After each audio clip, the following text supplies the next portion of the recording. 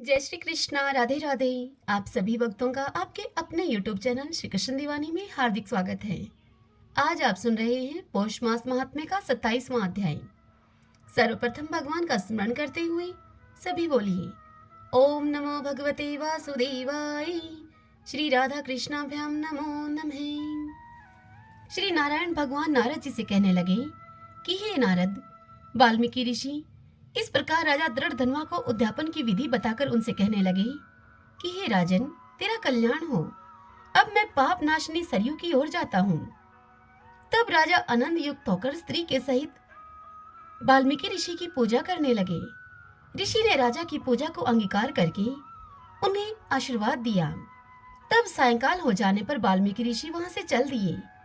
राजा भी सीमा तक पहुंचाकर वाल्मीकि ऋषि को वापस अपने घर को आया और अपनी रानी गुण सुंदरी से कहने लगा कि हे सुंदरी, राग द्वेष वाले गंधर्व नगर के समान इस असार संसार से, इस संसार में मनुष्यों को क्या सुख है। अध्रुव शरीर को छोड़कर ध्रुव को प्राप्त करने के लिए अब मैं श्री पुरुषोत्तम मास का स्मरण करने के लिए वन में जाता हूँ।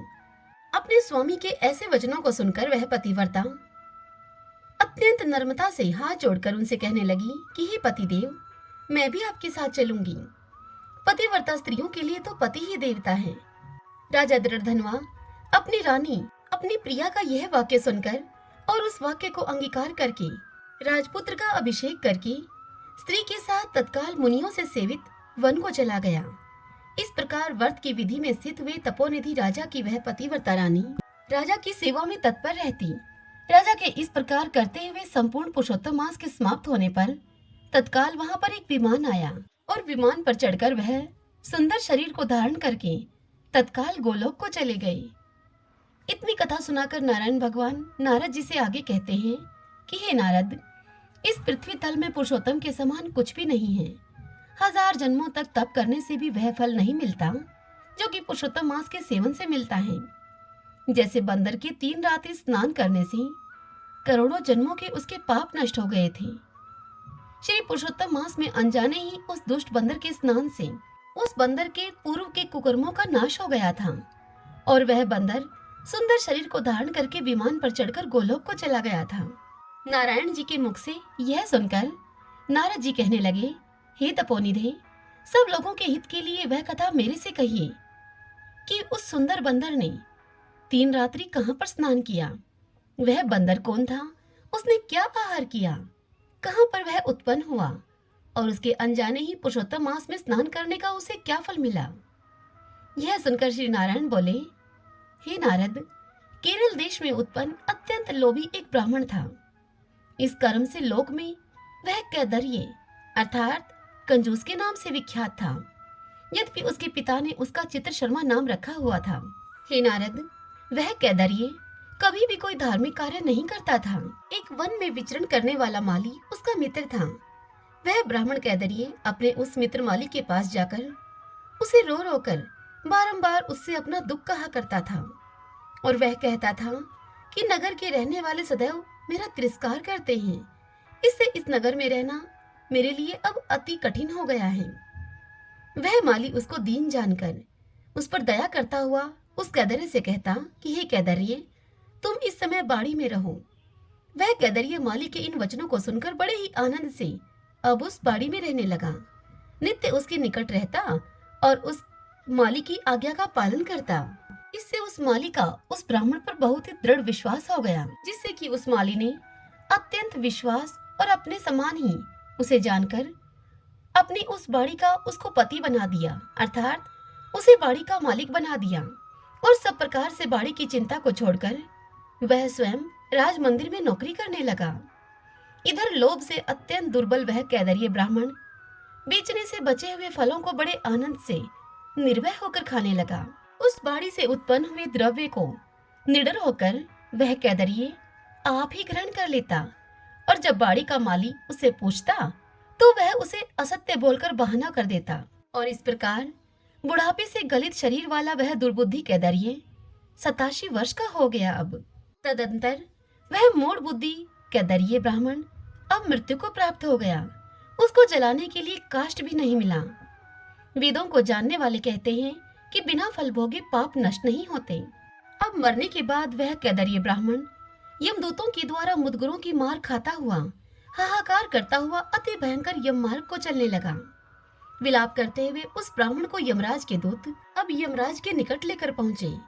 चित्रगुप्त उसको देखकर, उसके शुभ और अशुभ कर्मों को देखकर अपने स्वामी धर्मराज से कहने लगा कि यह कैदरीय ब्राह्मण अधम है। इस दुर्बुद्धि और धन के लोभी का कुछ भी सुकृत नहीं है। यह बाड़ी में रहता हुआ बड़े पाप कर्म करता रहा। बाड़ी के पति माली से इसने विश्वासघात किया। इतनी कथा सुनाकर श्री नारायण भगवान नारद जी से बोले कि हे नारद, इस प्रकार चित्रगुप्त के वाक्यों को सुनकर धर्मराज अत्यंत क्रोध से भरे हुए इस प्रकार के वचन बोले। धर्मराज ने कहा कि यह 1000 वर्ष तक बंदर की योनि में रहे और विश्वासघात का फल इसको बाद में मिलेगा। श्रीमन नारायण नारायण हरि हरि, भजमन नारायण नारायण हरि हरि। आइए भगतजनों, अब हम ब्रह्मा वैवर्त पुराण से आज की कथा का श्रवण करते हैं। आज की कथा में हम सुनेंगे कलयुग में क्या क्या होगा, उस सब का वर्णन, अर्थात कलयुग के भावी चरित्र का वर्णन, कालमान का वर्णन तथा गोलोक की श्री कृष्ण लीला का वर्णन। भगवान नारायण कहते हैं नारद जी से कि हे नारद, तदंतर सरस्वती अपनी एक कला से तो पुण्य क्षेत्र भारतवर्ष में पधारी और पूर्ण अंश से उन्हें भगवान श्री हरि के निकट रहने का सौभाग्य प्राप्त हुआ। भारत में पधारने से भारती, ब्रह्मा की प्रेम भाजन होने से ब्राह्मी तथा वचन की अधिष्ठात्री होने से वाणी नाम से विख्यात हुई। श्री हरि संपूर्ण विश्व में व्याप्त रहते हुए भी सागर के जल स्रोत में शयन करते देखे जाते हैं। अतः सरस से युक्त होने के कारण उनका एक नाम सरसवान है और उनकी प्रिया होने से इन देवी को सरस्वती कहा जाता है। नदी के रूप से पधारकर ये सरस्वती परम पावन तीर्थ बन गई। पापी जनों के पाप रूपी ईंधन को भस्म करने के लिए ये प्रज्वलित अग्नि स्वरूपा हैं। हे नारद, तत्पश्चात वाणी के श्राप से गंगा अपनी कला से धरातल पर आई। भागीरथ के सत के प्रतन से इनका शुभागमन हुआ। ये गंगा आ ही रही थी कि शंकर ने इन्हें अपने मस्तक पर धारण कर लिया। कारण गंगा के वेग को केवल शंकर ही संभाल सकते थे, इसलिए उनके वेग को सहने में असमर्थ पृथ्वी की प्रार्थना से वे इस कार्य के लिए प्रस्तुत हो गए। फिर पद्मा अर्थात लक्ष्मी अपनी एक कला से भारतवर्ष में नदी के रूप से पधारी। इनका नाम पद्मावती हुआ। ये स्वयं पूर्ण अंश से भगवान श्री हरि की सेवा में उनके समीप ही रही। तदंतर अपनी एक दूसरी कला से वे भारत में राजा धर्मध्वज के यहाँ पर पुत्री के रूप से प्रकट हुई। उस समय इनका नाम तुलसी पड़ा। पहले सरस्वती के श्राप से और फिर श्री हरि की आज्ञा से विश्व पावनी देवी ने अपनी कला के द्वारा वृक्षमय रूप धारण किया, अर्थात वृक्ष का रूप धारण किया। कली में 5000 वर्षों तक भारतवर्ष में रहकर ये तीनों देवियां सरित नदी के रूप का परित्याग करके बैकुंठ में चली गई। काशी तथा वृंदावन के अतिरिक्त अन्य प्राय सभी तीर्थ भगवान श्री हरि की आज्ञा से उन देवियों के साथ बैकुंठ को चले गए। शालिग्राम श्री हरि की मूर्ति पुरुषोत्तम भगवान जगन्नाथ कलयुग को कहा जाता है। कली के 10,000 व्यतीत होने पर भारतवर्ष को छोड़कर अपने धाम को पधारेंगे। इनके साथ ही साधु, पुराण, शंख, श्राद्ध, तर्पण तथा वेदोक्त कर्म भी भारतवर्ष से उठ जाएंगे, अर्थात चले जाएंगे। देव पूजा, देवनाम, देवताओं के गुणों का कीर्तन, वेद, शास्त्र, पुराण, संत, सत्य, धर्म, ग्राम देवता, व्रत, तप और उपवास, ये सब भी उन्हीं के साथ इस भारत से चले जाएंगे, क्योंकि इनमें लोगों की श्रद्धा नहीं रह जाएगी। कलयुग में 10,000 वर्ष बीतने पर क्या होगा, अब आपको वही बताया जा रहा है। ध्यान पूर्वक सुनिए। प्राय सभी लोग मद और मांस का सेवन करेंगे। झूठ और कपट से किसी को घृणा नहीं होगी। उपयुक्त देवी एवं देवताओं के भारतवर्ष छोड़ देने के बाद शठ, क्रूर, दाम्भिक, अत्यंत अहंकारी, चोर, हिंसक, ये सब संसार में फैल जाएंगे। पुरुष भेद अर्थात परस्पर मैत्री का अभाव होगा। अपने अथवा पुरुष का भेद, स्त्री का भेद, विवाह, वाद निर्णय, जाति या वर्ण का निर्णय, अपने तथा पराये स्वामी का भेद तथा अपनी पराई वस्तुओं का भेद भी आगे चलकर नहीं रहेगा। सभी पुरुष स्त्रियों के अधीन होकर रहेंगे। घर घर में पुष्ण छलियों का निवास होगा तथा वे दुराचारणी स्त्रियां सदा डांट फटकार कर अपने पतियों को पीटेंगी। गृहिणी घर की पूरी मालकिन बनी रहेगी। घर का स्वामी नौकर से भी अधिक अधम समझा जाएगा। घर में जो बलवान होंगे उन्हीं को कर्ता माना जाएगा। भाई बंधु वे ही समझे जाएंगे जिनका संबंध योनि या जन्म को लेकर होगा, जैसे कि पुत्र भाई आदि। अर्थात जरा भी दूर के संपर्क वालों को लोग भाई बंधु भी नहीं मानेंगे। विद्या धन से संबंध रखने वाले गुरु भाई आदि के साथ कोई बात भी नहीं करेगा। पुरुष अपने ही परिवार के लोगों से अन्य अपरिचित व्यक्तियों की भांति व्यवहार करेंगे। ब्राह्मण, क्षत्रिय, वैश्य और शूद्र चारों वर्ण अपनी जाति के आचार विचार को छोड़ देंगे। संध्या वंदन और यज्ञोपवीत आदि संस्कार तो प्रायः बंद ही हो जाएंगे। चारों ही वर्ण मलेच्छ के समान आचरण करेंगे। प्राय सभी लोग अपने शास्त्रों को छोड़कर मलेच्छ शास्त्र पढ़ेंगे। ब्राह्मण, क्षत्रिय, वैश्य और शूद्र चारों वर्णों के लोग सेवावर्ती से जीविका चलाएंगे। संपूर्ण प्राणियों में सत्य का अभाव होगा। जमीन पर धान्य नहीं उपजेंगे, वृक्ष भी फल नहीं देंगे, गौओं में दूध देने की शक्ति नहीं रहेगी।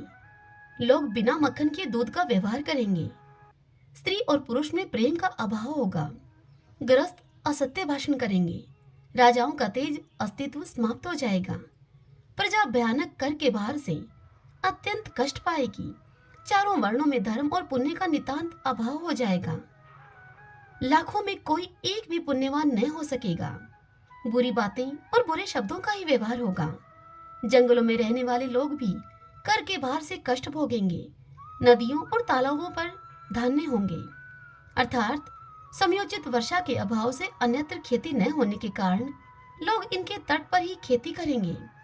कलयुग में संप्रभांत कुल के पुरुषों की अवनति होगी। हे नारद, कली के मनुष्य अश्लील भाषी, धूर्त, शठ और असत्यवादी होंगे।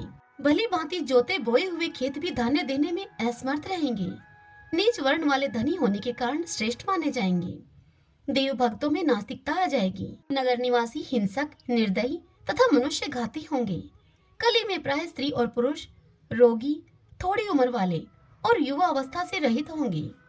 16 वर्ष में ही उनके सिर के बाल पक जाएंगे। 20 वर्ष में उन्हें बुढ़ापा घेर लेगा। कलयुग में भगवान का नाम बेचा जाएगा। मिथ्या दान होगा। मनुष्य अपनी कीर्ति को बढ़ाने के लिए दान देकर स्वयं पुनः उसे वापस ले लेंगे। देववर्ती, ब्राह्मणवर्ती अथवा गुरुकुलवर्ती, चाहे वह अपनी दी हुई हो अथवा दूसरे की दी हो, कली के मानव उसको छीन लेंगे। कलयुग में मनुष्य को अगमयागमन में कोई हिचक न रहेगी। कलयुग में स्त्रियों और पतियों का निर्णय नहीं हो सकेगा। अर्थात सभी स्त्री पुरुषों में अवैध व्यवहार होंगे। प्रजा किन्हीं ग्रामों और धनों पर अपना पूर्ण अधिकार नहीं प्राप्त कर सकेगी। प्रायः सभी लोग अप्रिय वचन बोलेंगे। सभी चोर और लंपट होंगे। सभी एक दूसरे की हिंसा करने वाले एवं नरघाती होंगे। ब्राह्मण, क्षत्रिय और वैश्य सभी के वंशजों में पाप प्रवेश कर जाएगा। सभी लोग लाख, लोहा, रस और नमक का व्यापार करेंगे। पंच यज्ञ करने में द्विजों की प्रवृत्ति न होगी। यज्ञोपवीत पहनना उनके लिए भार हो जाएगा। वे संध्या वंदन और सोच से विहीन रहेंगे। पुंसछली, सोच से जीविका चलाने वाले तथा कोटनी स्त्री रजस्वला रहती हुई भी ब्राह्मणों के घर में भोजन बनाएगी। अनों में, स्त्रियों में और आश्रमवासी मनुष्यों में कोई नियम नहीं रहेगा। घोर कलयुग में प्राय सभी मलिच्छ हो जाएंगे। इस प्रकार जब सम्यक प्रकार से कलयुग आ जाएगा तब सारी पृथ्वी मलिच्छों से भर जाएगी। तब विष्णु ईशा नामक ब्राह्मण के घर में उनके पुत्र के रूप से भगवान कल्कि प्रकट होंगे। सुप्रसिद्ध पराक्रमी ये कल्कि भगवान नारायण के अंश हैं। ये एक बहुत ऊंचे घोड़े पर चढ़कर अपनी विशाल तलवार से मलेच्छों का विनाश करेंगे और 3 रात में ही पृथ्वी को मलेच्छ शून्य कर देंगे।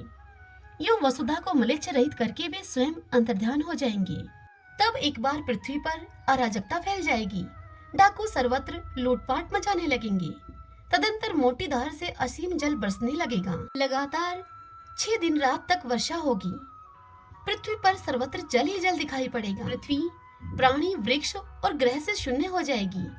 हे मुने नारद, इसके बाद 12 सूर्य एक साथ उदय होंगे, जिनके प्रचंड तेज से पृथ्वी सूख जाएगी। यूं होने पर दुर्दर्श कलयुग समाप्त हो जाएगा।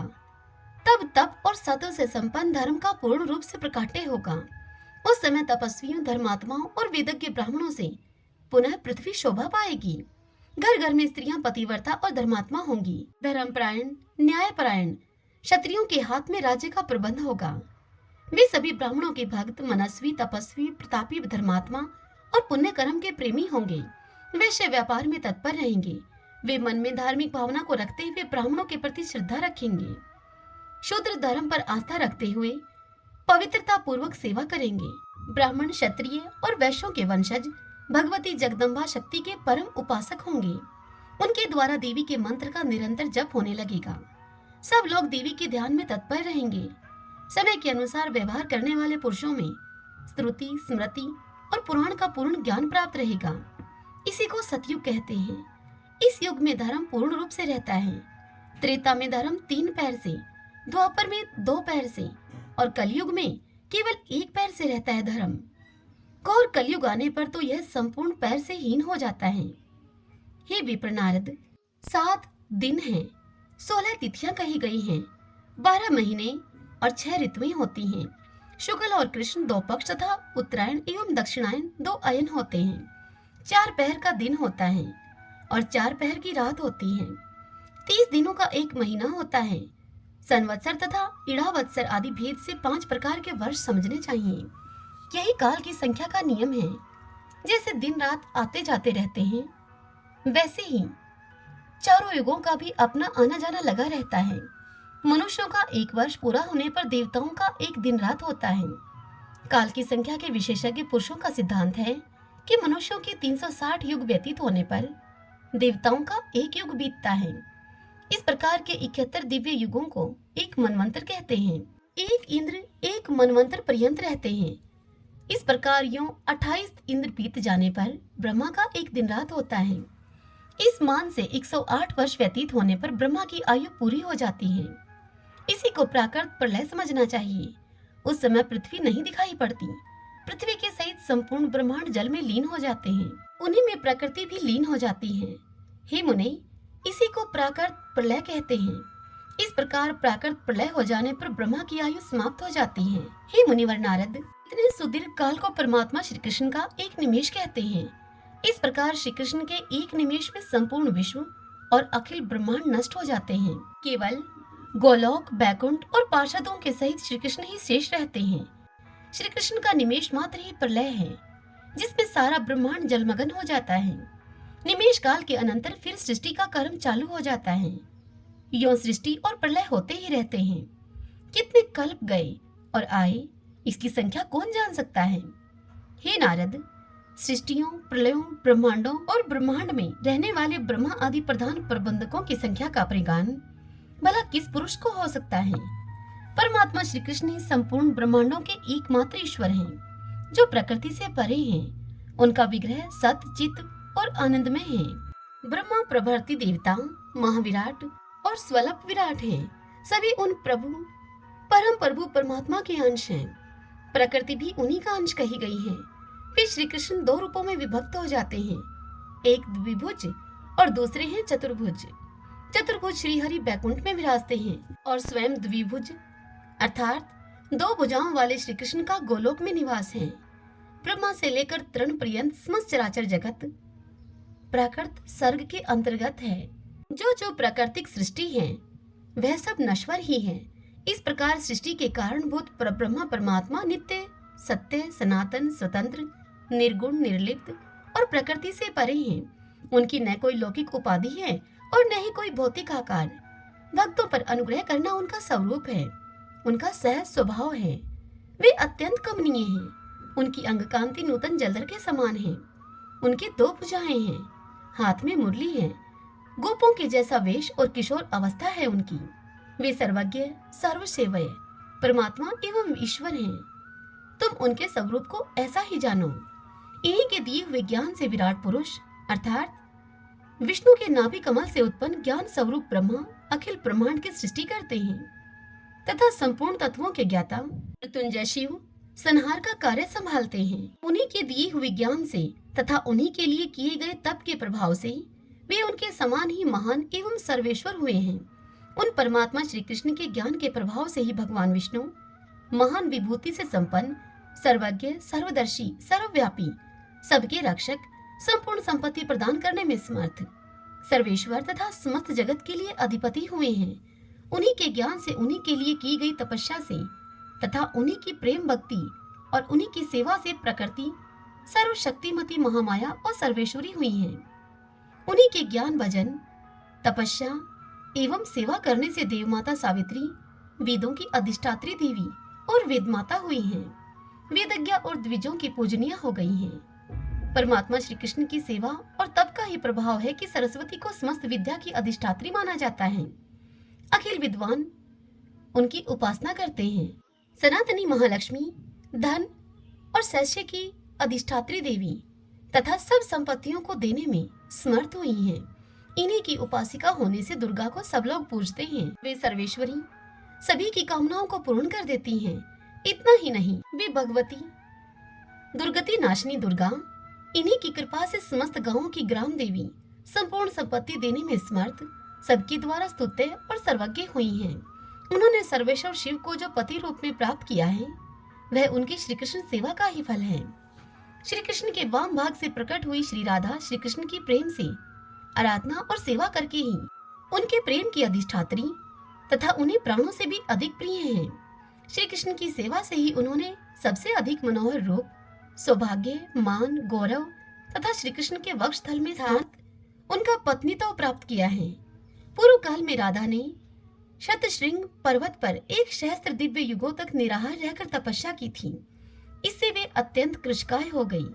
श्री कृष्ण ने देखा राधा चंद्रमा की एक कला के समान अत्यंत कृश हो गई है। अब इनके शरीर में सांस का चलना भी बंद हो गया है। तब वे प्रभु करुणा से द्रवित होकर उन्हें छाती से लगाकर फूट फूट कर रोने लगे। उन्होंने राधा को वह सारभूत वरदान दिया जो अन्य सब लोगों के लिए दुर्लभ है। भगवान श्री कृष्ण राधा से बोले, हे प्राण वल्लभे, तुम्हारा स्थान मेरे वक्षस्थल पर है, तुम यहीं पर रहो। मुझ में तुम्हारी अविचल प्रेम भक्ति हो। सौभाग्य, मान, प्रेम और गौरव की दृष्टि से तुम मेरे लिए सबसे श्रेष्ठ और सर्वाधिक प्रियतमा बनी रहो। संसार की समस्त युवतियों में तुम्हारा सबसे ऊंचा स्थान है। तुम सबसे अधिक महत्व तथा गौरव प्राप्त करो। मैं सदा तुम्हारे गुण गाऊंगा, पूजा करूंगा। तुम सदा मुझे अपने अधीन समझो। मैं तुम्हारी प्रत्येक आज्ञा का पालन करने के लिए बाध्य रहूंगा। ऐसा कहकर जगदीश्वर श्री कृष्ण ने उन्हें सचेत किया और अपनी उन प्राण वल्लभा को शोध के कष्ट से मुक्त कर दिया। जिन जिन देवताओं की जो देवियां पति के द्वारा सम्मानित हुई हैं, उन देवियों के उस सम्मान में श्री कृष्ण की आराधना ही कारण है। हे मुने नारद, जिनकी जैसी तपस्या है उन्हें वैसा ही फल प्राप्त हुआ है। देवी दुर्गा ने सहस्त्र दिव्य वर्षों तक हिमालय पर तप करते हुए श्री कृष्ण चरणों का ध्यान किया। इससे वे सबकी पूजनीय हो गई। सरस्वती श्री कृष्ण की प्रसन्नता के लिए लाखों दिव्य वर्षों तक गंधमादन पर्वत पर तपस्या करके सबकी वंदनीय हुई हैं। लक्ष्मी 100 दिव्य युगों तक पुष्कर तीर्थ में तपस्या पूर्वक श्री कृष्ण की आराधना करके समस्त संपदाओं को देने में समर्थ हुई हैं। सावित्री मल्याचल पर्वत पर 60,000 दिव्य वर्षों तक तप एवं श्री कृष्ण चरणों का चिंतन करके द्विजों की पूजनीय हो गई हैं। हे मुने, पूर्व काल में ब्रह्मा, विष्णु और शिव ने 100 मनवंतरों तक श्री कृष्ण प्रीति के लिए तपस्या करके सृष्टि, पालन और संहार का अधिकार प्राप्त किया था।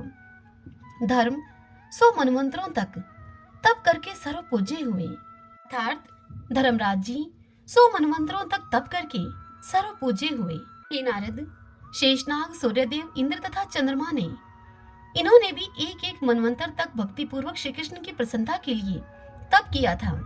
वायु देवता 100 दिव्य युगों तक भक्तिभाव से तपस्या करके सबके प्राण सबके द्वारा पूजनीय तथा सबके आधार बन गए। इस प्रकार श्री कृष्ण प्रीति के लिए तपस्या करके सब देवता, मुनि, मानव, राजा तथा ब्राह्मण लोक में पूजित हुए हैं। इस प्रकार मैंने तुमसे यह पुराण तथा आगम का सारभूत सारा तत्व सुना दिया है। अब तुम और क्या सुनना चाहते हो? श्रीमन नारायण नारायण हरि हरि, भजमन नारायण नारायण हरि हरि। इससे आगे की कथा कल हम अगले अध्याय में सुनेंगे। तो आइए भगवान के इन नामों को 5 बार बोलते हुए संकीर्तन करते हैं। श्री कृष्ण गोविंद हरि मुरारी, हे नाते नारायण वासुदेव, श्री कृष्ण गोविंद हरे मुरारी। हे नाते नारायण वासुदेव, श्री कृष्ण गोविंद हरे मुरारी।